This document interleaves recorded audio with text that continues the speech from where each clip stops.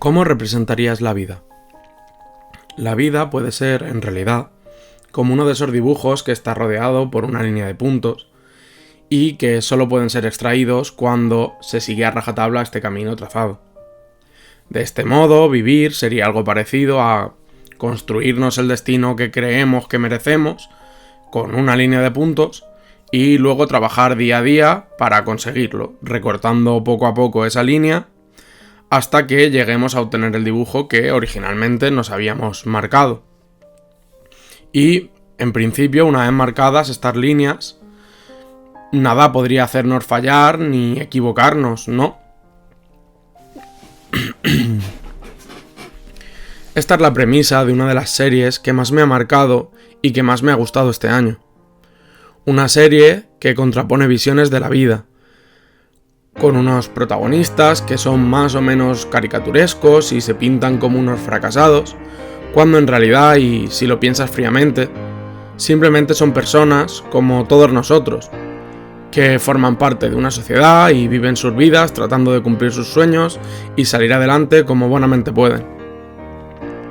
Porque, como la misma serie enseña, vivir puede que sea, en un planteamiento, cortar por la línea de puntos, pero una vez se pone en práctica, esto es imposible de hacer sin salirte, sin romper a veces la hoja o incluso llegar a cambiar de papel y dibujarte algo nuevo. Porque así es como debe ser, ¿no? Vivir la vida no es solo trazar un rumbo y un destino, sino también equivocarte, acabar en otro sitio, cambiar completamente el lugar al que querías llegar. Y esto, nos guste o no, nos va a pasar. Porque muchas veces la vida nos llevará a convertirnos en personas imperfectas, en alguien que no queríamos ser, acabaremos en sitios a los que no queríamos llegar y tendremos buenos y malos momentos, felices, tristes, irascibles, de angustia. Pero es que al final, tu vida y tu día a día será contraponerte a estos momentos, luchar sin descanso, a veces ganar, a veces perder, otras veces negarte a luchar y descansar, e incluso, en algunas circunstancias, será negarte a vivir.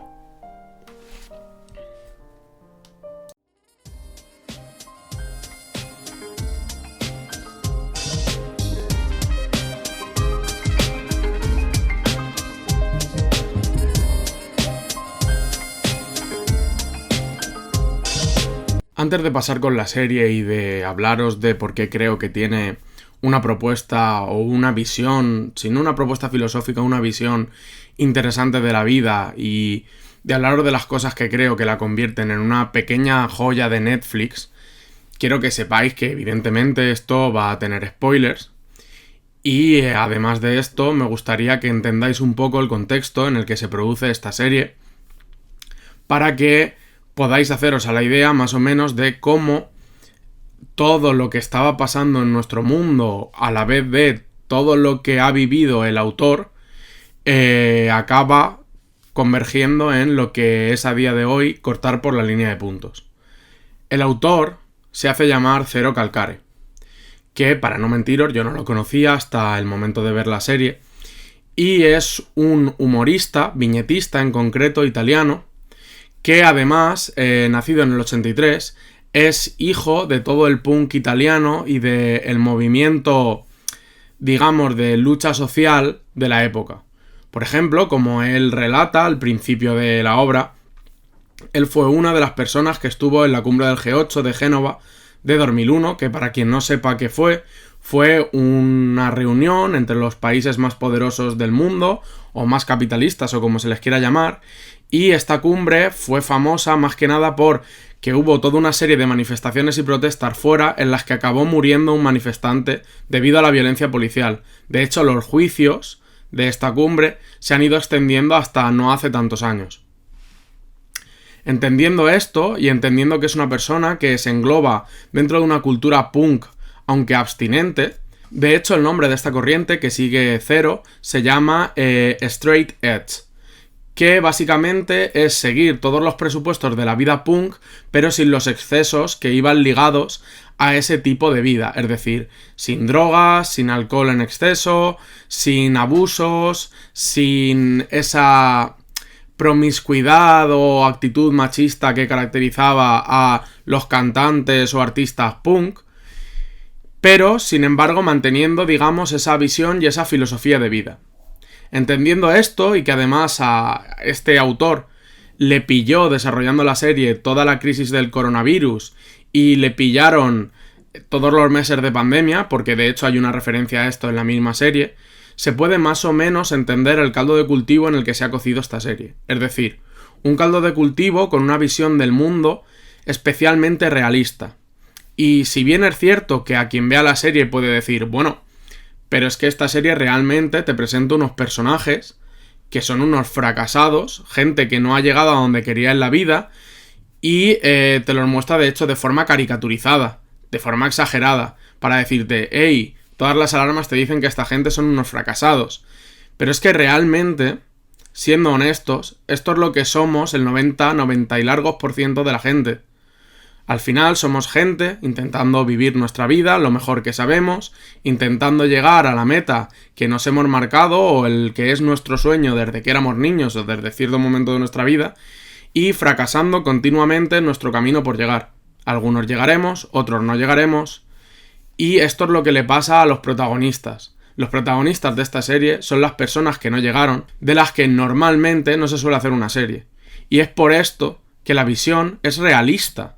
Porque cuando nos vamos a la definición de realismo, si bien podríamos dar muchas claves, realmente el realismo filosófico se caracteriza por una cosa, que es por pensar que tú no eres el único que existe en este mundo, que tú no eres el protagonista de esta historia. Tú eres uno más que interactúa con todo lo que te rodea, con otras personas que también están existiendo y viviendo sus vidas, y con otros objetos de tu entorno que tienen su propia existencia independiente de ti. La clave aquí está en que, de hecho, las cosas existen aparte de ti. Tú eres uno más y el resto de cosas son independientes. Y para el que piense que no es esto lo que trata de mostrar la serie, le diría que trate de prestar un poco de atención porque hay pequeños indicios que nos muestran esto. Por ejemplo,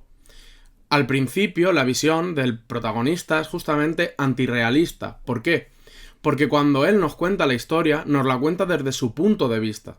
Y esto se muestra con el uso de las voces. Si os dais cuenta, todas las voces a lo largo de la serie son la voz del protagonista. Por ejemplo, cuando aparece Alice, él le pone una voz de robot porque dice que no es capaz de recordar su voz. Y por tanto, la forma en la que habla le es ajena porque él no es capaz de imitarla. Sin embargo, el resto de voces de la serie son su propia voz imitando a sus amigos, a su madre y a la gente que conoce. Eso es justamente una visión antirrealista que se contrapondrá con el final de la serie cuando Sarah tenga su propia voz, Seko tenga su propia voz y escuchemos en un vídeo la voz de Alice. Porque lo que está pasando aquí al final de la serie es justamente que el protagonista se está dando cuenta de que el mundo no depende de él. Hasta ese momento él ha estado intentando poner excusas de que todo lo que le pasa en la vida, en realidad, es culpa suya, que depende de él, que podría haber hecho las cosas mejor o que podría haberlas hecho peor. Esto es lo que le pasa justamente cuando están en el entierro de Alice, cuando están en su velatorio. Que piensa que si él hubiera sido de otra forma o hubiera aceptado su responsabilidad, entonces ella seguiría viva. Pero su amiga Sarah, como ya hace varias veces a lo largo de la serie, le hace volver a la cordura diciéndole que no, que él no es responsable de nada, que cada uno decide sobre su propia vida y que por lo menos le deje y le reconozca a Alice eso. Ella decidió cómo vivir y ella decidió cuándo morir. Es justamente por eso por lo que de pronto toda la serie cambia y las voces dejan de ser la de Zero para ser independientes. Es decir, el protagonista deja de tener una visión antirrealista, una visión en la que cree que él es el protagonista de la historia y que por él es por donde pasa todo. De esta visión pasa a ver cómo cada uno es quien es, cada uno tiene su propia vida y toma sus propias decisiones independientemente de él. Que esto además se refleja muy bien con la metáfora, con la historia que le cuenta Sarah cuando son niños y le dice que él no es especial para su maestra, que simplemente es una hoja de hierba más en medio de un campo. Y esto que en un primer momento le cuesta aceptar al protagonista será lo que al final le dará la paz que necesita para enfrentar el suicidio de su amiga. Además de esto, la serie también es genial en muchas otras cosas que propone. Como por ejemplo, cuando empieza, parece que la serie se está centrando en la vida de una serie de personajes que en realidad son unos fracasados y que viven buenamente como pueden. Parece, en definitiva, que la serie está hablando de la vida, que la serie está hablando de cómo la gente intenta vivir sus vidas de la mejor forma posible. Pero, si lo analizamos a profundidad, realmente, esto no es tanto así. Si bien la serie te habla de la vida de los personajes a lo largo de toda una serie de años, más o menos desde los 17, bueno, también te hablan un poco de su infancia, hasta los 37, que es lo que tienen ahora, en realidad este no es el punto. El punto de la serie es hablarte de cómo se construyó una relación entre el protagonista y Alice y cómo esta relación acabó de sopetón cuando ella se suicidó. Porque toda la serie empieza justamente diciéndote que el verano en el que el protagonista conoció a Alice pasó esto y lo otro. Es decir, realmente te están diciendo que el punto central es la relación del protagonista con esta chica. Y esto hace que, aunque a primeras pueda parecer que la vida es el punto central de la serie, en realidad el punto central, según yo lo veo, es más bien la muerte y el duelo. Al final la serie cuenta dos historias. La del protagonista, que es más bien una historia de aceptación o incluso de autocompasión, en la que hablará de todo lo que le ha sucedido a lo largo de los años e intentará poner excusas de por qué las cosas han acabado como han acabado y por qué él está donde está, y la historia de Alice, que será una historia de cómo una persona acaba llegando a la situación y acaba llegando a sentirse tan abrumada por la vida que la única respuesta que encuentra a todo lo que le ocurre es la vía del suicidio. Y esto lo veremos, sin entrar en todo lo que va pasando en la trama, justamente a la par con estos dos protagonistas, porque veremos en la historia de Zero la historia de un fracasado, pero un fracasado en un sentido realista, una persona que no tenía expectativas y no tenía metas, una persona que nunca ha luchado por ello y que pues simplemente ha ido avanzando en la vida como buenamente ha podido.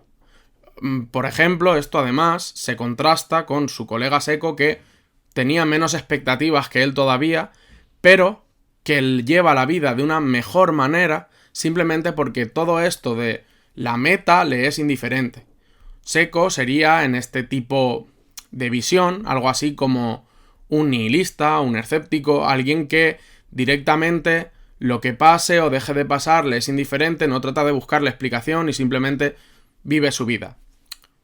Y luego, por otra parte, está su amiga Sara, que si bien es realista, como Zero, sería una visión de un realismo más optimista. Sara quiere ser profesora y lucha toda su vida para llegar a serlo. Y aunque la vida le va dando palos y la va colocando en lugares donde ella no quiere estar, sin embargo, ella sigue hacia adelante porque tiene una meta a la que quiere llegar. Esto, que es la historia de la vida, se contrapone con la historia de la muerte, donde te hablan de una chica brillante, como es Alice, que estudiaba matemáticas, que daba clases a niños, que los quería, que los cuidaba, que los adoraba, y además una historia de una chica que se enamora de nuestro protagonista, que ve que este amor no es correspondido porque él no es capaz de dar el paso, ella lo intenta pero él no la deja, y que esto la acaba llevando por lugares por los que ella no quería transitar, como el hecho de tener una relación tóxica y de maltrato, que es algo que se insinúa en la serie. Después de esto, ella intenta de nuevo hablar con el protagonista y decirles cómo se siente, pero este por A o por B la ignora, y al final esto es un cúmulo de cosas que se juntan con que ella no puede sustentarse más y pierde su independencia teniendo que volver a la casa de sus padres. Ahí descubre el boxeo, como te dicen en el último capítulo, que no es raro que sea algo que suele practicar la gente una vez termina una relación de maltrato, porque te sientes débil y este tipo de, ya sea artes marciales o deportes de contacto, te pueden hacer recobrar la autoestima y la seguridad en ti mismo que no tenías por culpa de un tercero. Sin embargo, y como sus padres dicen, aunque eso la salvó un tiempo, llegó un momento en el que ella no pudo más y acabó por suicidarse.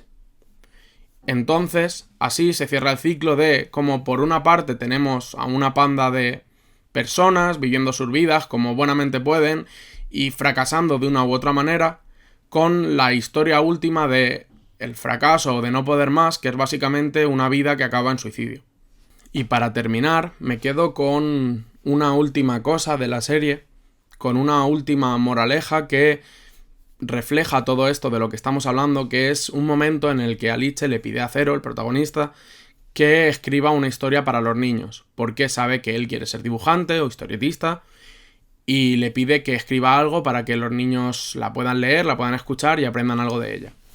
Y él se inventa una historia donde hay un niño que tiene que ir a comprar el pan y siempre se encuentra con otro que le pone la zancadilla. Y cada vez que sale con miedo porque el otro lo va a encontrar, le va a poner la zancadilla y se va a caer. Entonces habla con su madre y su madre le dice: bueno, llegará un momento en el que tú crezcas y serás un gran científico porque eres muy inteligente, y él no llegue a nada porque realmente no está haciendo nada, es una mala persona. Sin embargo, cuando crecen, el niño se convierte en un gran científico y el chico que le ponía las zancadillas se convierte en un apuñalador,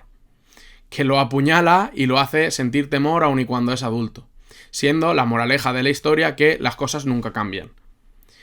A esto Aliche le responde que, bueno, igual es una historia un poco pasada